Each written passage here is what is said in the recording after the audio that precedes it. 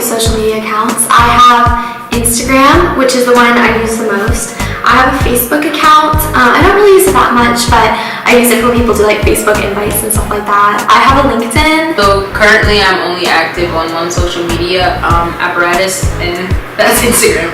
But I still have Snapchat, but I don't use it anymore. I'm fairly active on social media. I'd say, I don't know, mostly Snapchat and on Twitter. I first got Instagram because all my friends were doing it. I think I was a freshman in high school, and my friends would be talking about different posts or different parties and stuff like that, and I couldn't really like be in that conversation unless I was on Instagram as well. When I first started getting social media, I think I did it because first other people had it. Second, it was nice to have like an online community since where I'm from, it's the suburbs, so people don't really like see each other as much because everything's so spread out. And it was like a nice way to like still connect with my friends when I wasn't at school. Everybody had it, and I wanted to get it because I want to know what everyone was talking about. And the same thing for Instagram. People were talking about Instagram, and I felt like out of place because I didn't have one. But oh, you didn't, so it's like a little bit of shame or like judgment. So that's why I got them. Yeah, mine's kind of the same thing, just because like everybody else is on it. That's kind of like the new form of like socialization, I guess, in our generation. So if you want to like keep up with everything, I mean, I think you probably should have like some form of social media, so that's why I have it. Actually, a friend made my accounts right for me. So like there was on a like solid two months where I don't know, technically, right, he was a catfishing people with my face, just saying. I think with social media, and specifically Instagram, it's a great resource for networking, like, because I'm a part of the arts community and poetry, and in terms of sharing work and finding other people who do poetry and spoken word, it's a great source. It has definitely helped me strengthen some of my relationships. Maybe if I see a friend's post pop up in my feed and I haven't like talked to them in a while, it'll kind of remind me to like reach out to them. Or some people will post about stuff that's going on in their lives, and it's a really good way for me to like start a conversation. I can be like, oh, I saw you posted this.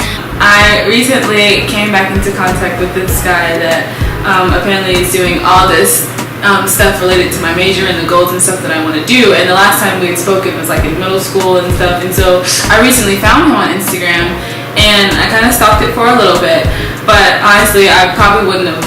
I honestly would have never known he'd be doing what he is doing today without Instagram. So that allowed me to make that first connection, and now I'm trying to build that relationship. Well, we're both trying to build that relationship.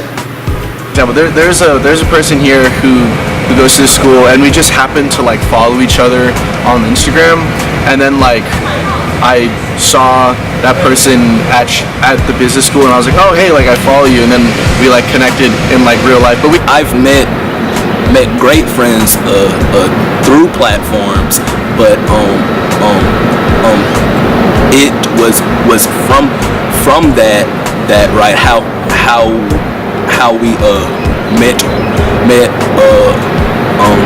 one-on-one that made them that much more meaningful. Social media can get in the way of meaningful relationships or connections, especially when it comes to like stories now. I think that stories play like a big impact on what you're doing right now. And say for example you're posting like a story of where you are at, and then other people see it, and then they could get mad that they weren't invited. Social media has definitely gotten in the way of some of my current relationships because it kind of takes me out of the present. When I was back in middle school before I had Instagram, if I was hanging out with my friends, we were all hanging out together. But nowadays, if I'm hanging out with my friends, probably one or all of us is going to be on our social media accounts at some point while we're hanging out. And it just kind of like takes you out of the present and like wastes the time that you could be spending connecting with them, and then instead I'm just like scrolling through a feed. Social media can sometimes make it challenging to form true connections, but that's because most people have these personas that aren't their true self. Yes, I have felt left out from social media, and in that platform it's been Twitter. Like a lot of times people will quote things from Twitter, like, "Oh, you didn't hear about? Why don't you know about?" It's like, "Oh, well, how would I know?" Twitter. I don't have Twitter. I don't want a Twitter. So I felt left out because I don't know, but it's not like something I feel bad about or change if I had a choice.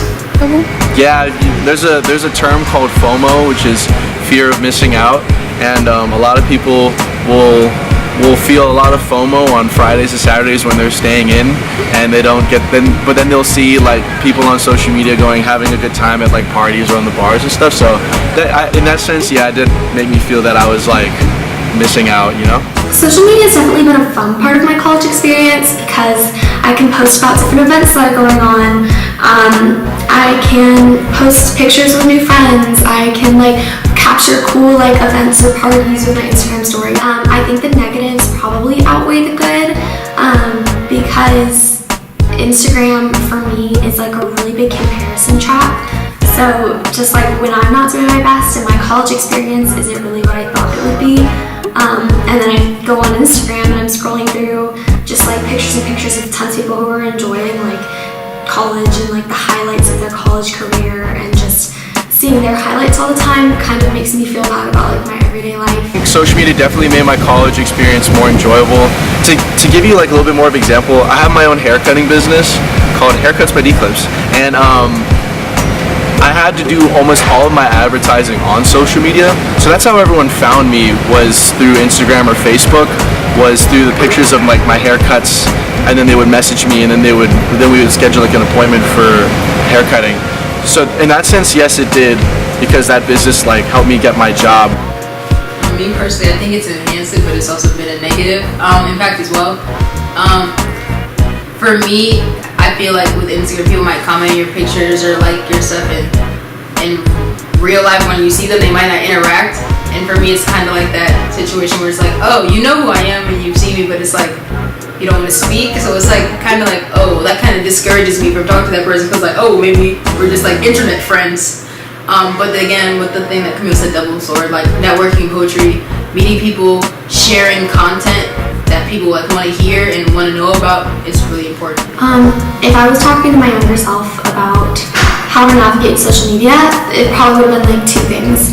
One of them would have been don't go on social media at all, just like never make an Instagram account. That would have been really probably great for me. Past been. Step 1. Watch what you post. Don't post that. You should post that. Number 2. Everybody does not need to know. Everybody does not need to know. Everybody doesn't care. Giving advice to my younger self, I would definitely say that people have a ton of control of what image they put out on social media, so take that with a grain of salt, because people are putting out what they want others to think about them. That doesn't necessarily mean that's who they are, and just know that when you read or see what people put online compared to what they are in real life.